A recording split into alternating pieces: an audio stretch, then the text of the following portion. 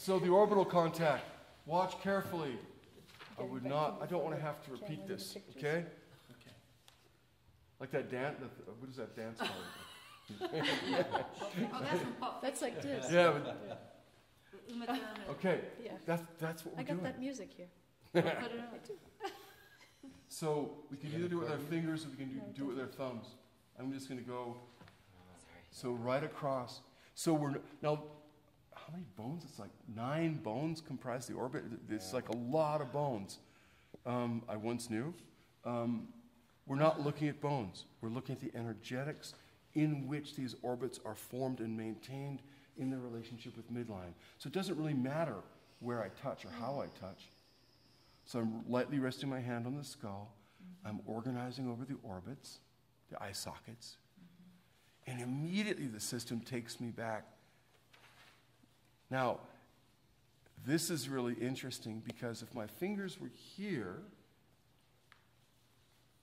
this one, my right hand is going up and turning, and rather than converging on midline, the 2 axes are converging over here somewhere.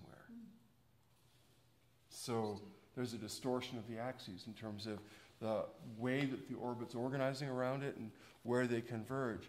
Our principal goal, like working with ribs or working with any paired bilateral axes, is we want breath and flow. But we want this system to be re-engaged with midline. So, Yes? shaking hands with the I'm distortion. shaking hands with the distortion. I'm But are doing you exactly what's doing holding it. the distortion? It depends. Like we do with 8-9? Every time is different, Oh, okay. So, right? It's not an 8-9 procedure. That's mirroring, and that's a very specific treatment principle for that part. We're not mirroring, we're just shaking hands. Yeah, we're shaking hands with it. And what may happen, what usually happens, is if you shake hands with it well enough, it'll realize that it's not on midline, and it'll start to shift back over. In the possibility, now she's treating, so I don't need to mess with it. And in fact, the axis is even more deviated to the left than it was. Yeah. So I'm going to kind of keep an eye on that, but I'm just letting her treat. It's her business, not mine. so can distortions meet this, affect the fluid fields, Of course. and then affect the diaphragms? I believe It's so. all part of the unit of function. I believe, yes. Of our unit of function. Unfortunately, the good news and bad news is that yes. Yeah. And then, Did you all hear Walter's comment? He said, can these axial distortions affect the fluid fields, affect the diaphragms, affect the diaphragmatic system, and the entire unit of function in SE3? Abso-freaking-lutely. and then the challenge question is, where do you start?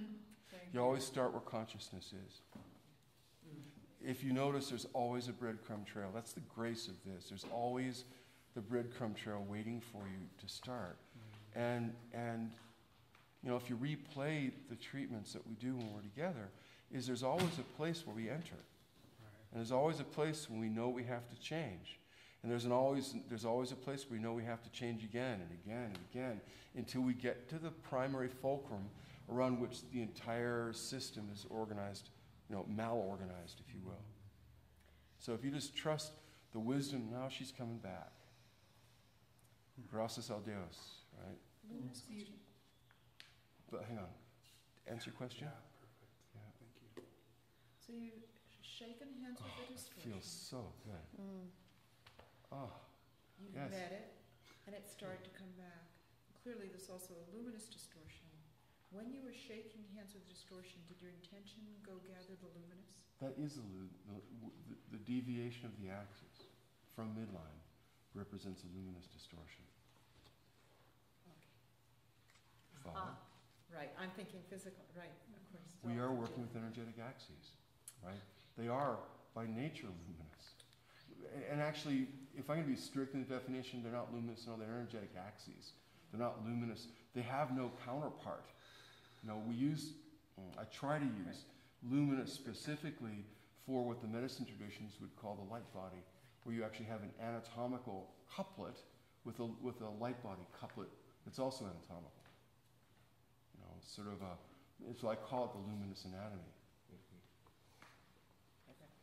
Make sense? So there's this luminous piece coming in over the left orbit and forehead there.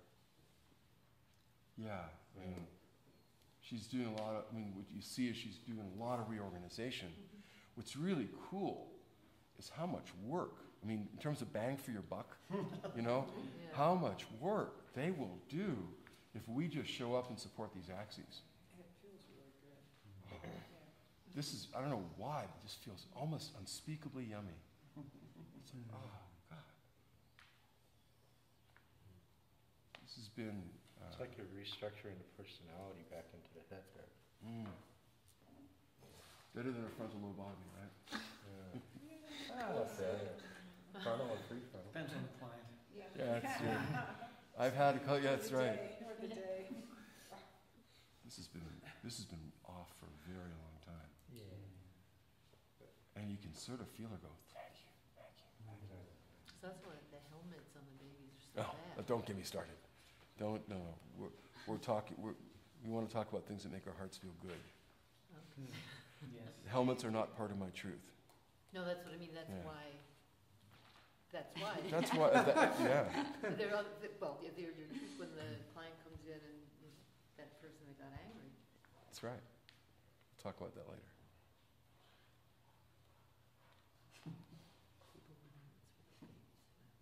I remember that, yeah.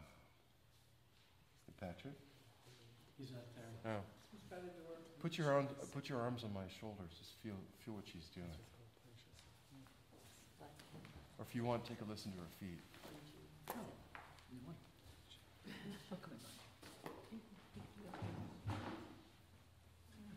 So her right orbit is essentially starting to spin. Energetically, this whole thing is starting to go. And somehow organizing around the axis, but it's. And in that shape, the bones are actually reorganizing.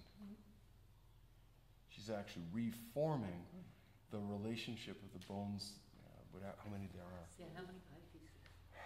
Okay, You said 9 for Right. the first number. today though, but I wasn't, I might be 11. Quite, almost every bone in the palate comes up and contributes to something of to the eye socket. So now she's starting to reform. The right side is breathing really sweetly. You can really see the light in the female spaces between the bones. The left side is still compressed, and now she's kind of working in that compression. I'm not doing anything.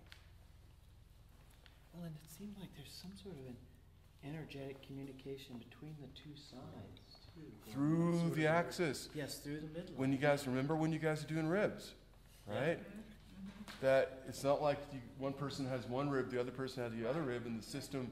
Remember that those axes are part of the single segment controlled by the poil of consciousness in the middle, right? So remember the idea of segmentation, that everything within that segment is a single unit of functional consciousness, right?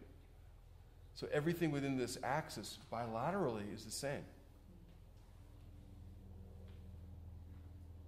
She's starting to open up a little bit.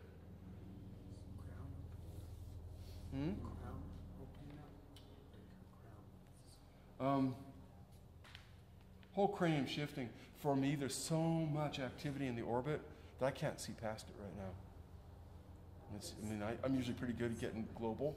I can't right now. It's just.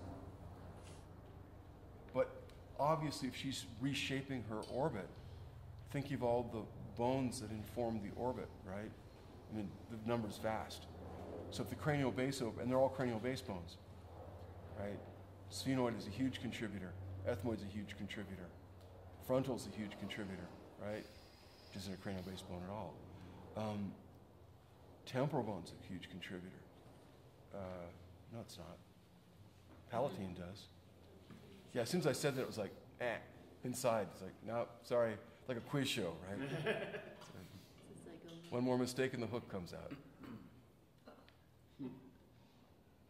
Sorry, your time is up. All right. So obviously, if they're opening and shifting, the entire cranium is opening and shifting. What you got there, Elaine? Oh, looked like the anatomy coloring book for a second.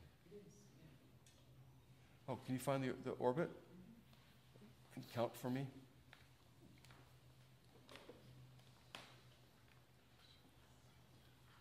That's pretty darn good.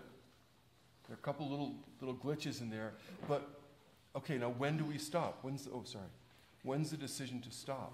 Right? Breath and flow. We can still have some glitches, right? We've been looking at that last night, but we have breath and flow.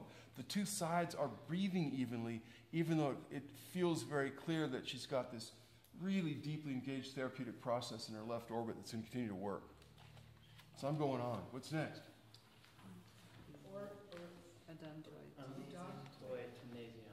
Okay. Now, we haven't done the fluid cones, have we? No.